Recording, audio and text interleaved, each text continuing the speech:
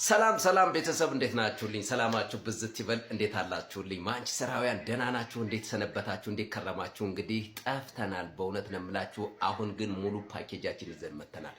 ቤተሰብ እስካሁን ድረስ ምን አለፈ ለምትሉኝ እንግዲህ እንዳለቀ ዋንጫው ማን ፕሪሚየር ሊጉን አሸነፈ አልዘገብንም። ቤተሰብ ያንን ሁሉ አልፏል።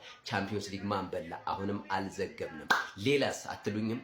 የዓለም ዋንጫ አንድ ወሩ ምናምን ሲያልፍ ደግሞ አሁንም አልዘገብንም። በዛም አልነበርንም። ቤተሰብ እንግዲህ ዛሬ ግን ከቻሳ ብለናል። ቤተሰብ ከቻሳ ስንል ግን በእውነት ነው የምላችሁ በዝውውር ጀምረናል። ፕሪሚየር ሊጉ አሁንም ሌላ ነገር ውስጥ ተቀይሯል። እንዴት ተቀይሯል ለምትሉት ከሙሉ እንትኖቹ ጋር እነግራችኋለሁ። ማን ሙሉ እንትኖች ስኳዶችን እያያዘ ነው የሚለውን እንደገና አሰልጣኞቹ እንዳለ በሙሉ ተቀያይረዋል። አሁን ልምድ ያላቸው ሁለት ናቸው የፕሪሚየር ሊጉ ያሉት ክለባቸውን እንደያዙ የሚታወቁት አንደኛው ማይክል አርቴታ ነው፣ ሁለተኛው ደግሞ ማይክል ካሪክ ናቸው። እንግዲህ ሁለቱ ተፎካካሪ ናቸው ተብሎ የሚታሰቡ ሁለቱ ቲሞች ናቸው። ከነዚህ ውስጥ ግን በእውነት ነው የምላችሁ አብዛኞቹ ገና በመለማመድ ላይ ናቸው። ነገር ግን እንደነ ዣቪ አሎንሶ እና እንደነ ዲዘርቢ ያሉ ሰዎች አዲስ ናቸው ማለት አይቻልም። በጣም የሚገርሙ ናቸው።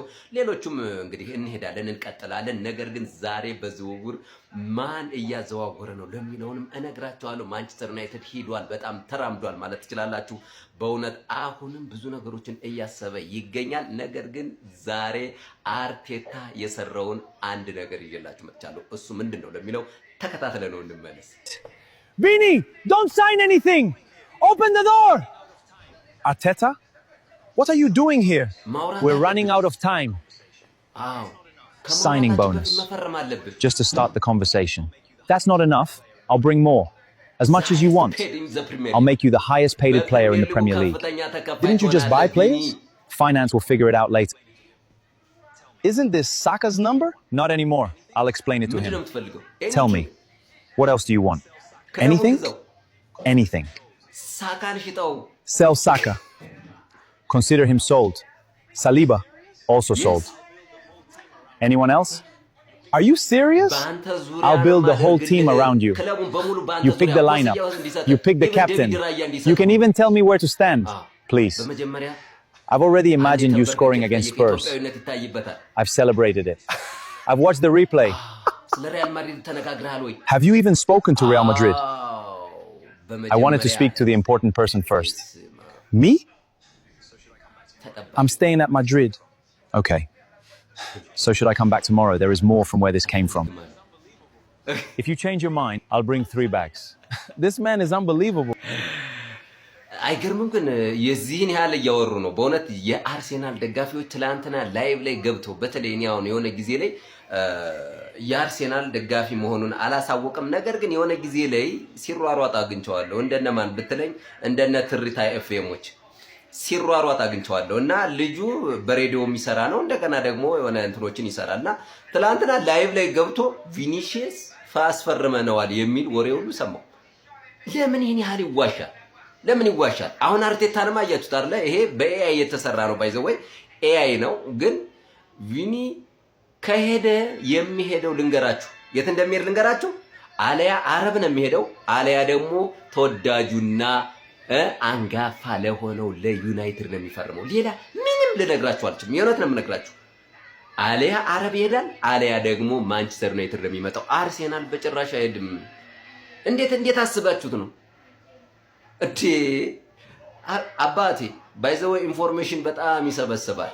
በጣም ደግሞ ከየት ክለብ መጫወት እንዳለበት ምን ማግኘት እንዳለበት ያውቃሉ። ባይዘው ከገንዘብ ያለፈ ደግሞ ዝናንም ይፈልጋሉ። ዝና ደግሞ የሚገኘው ከማንቸስተር ዩናይትድ ነው። ብር ደግሞ ከፈለገ የት ነው? አረብ ነው የሚሄደው።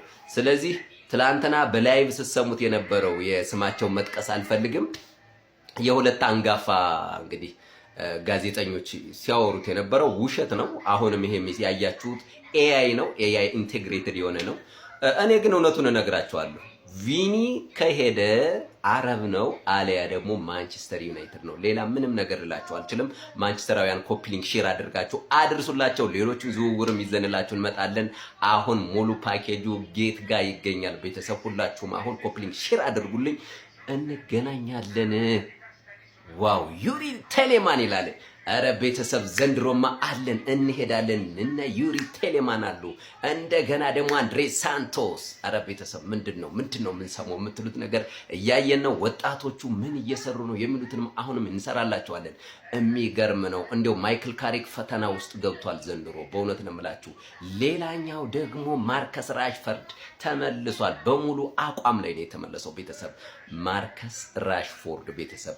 በዚህ በኩል ሁለት ምርጥ አሉ በቀኝ በኩል፣ በግራ በኩል ደግሞ አሁንም ማርከስ ራሽፈርድ አለ። ማቲያስ ኩኛ አለ። ማቲያስ ኩኛ ሲፈልግ ፎልስ ናይን ይጫወታል። ሁሉም ፎልስ ናይን መጫወት ይችላሉ። ራይት ዊንግ ደግሞ በደንብ የምታውቋቸው ናቸው። ሚሪያን ኤምፖሞ እንደገና ደግሞ አሁንም ኧረ በስመ አብ እነዚህ ልጆች ህፃናቶች ደግሞ የሚገርሙ ነው መጥተዋል ቤተሰብ። እኔ በጣም ትላንትና ለሌሲ በጣም የሚገርም አቋም ነው ያየሁት። ቤንች ሊያደርጋቸው ይችላል እሱ ብቻ ትላላችሁ። ጄጄ ገብርኤል ተመልሷል። እነዚህን ሁሉ በደንብ አድርጌ ቤተሰብ እያጠናቀርኩ ይዤላችሁ እመጣለሁ። ማንቸስተራውያን ከፍ አድርጉት። እናንተ ፎሎ ያላደረጋችሁ ፎሎ አድርጉ። በደንብ እያደረግን ኮፕሊንግ ሼር እያደረግን ቡም ማንቸስተር ዩናይትድ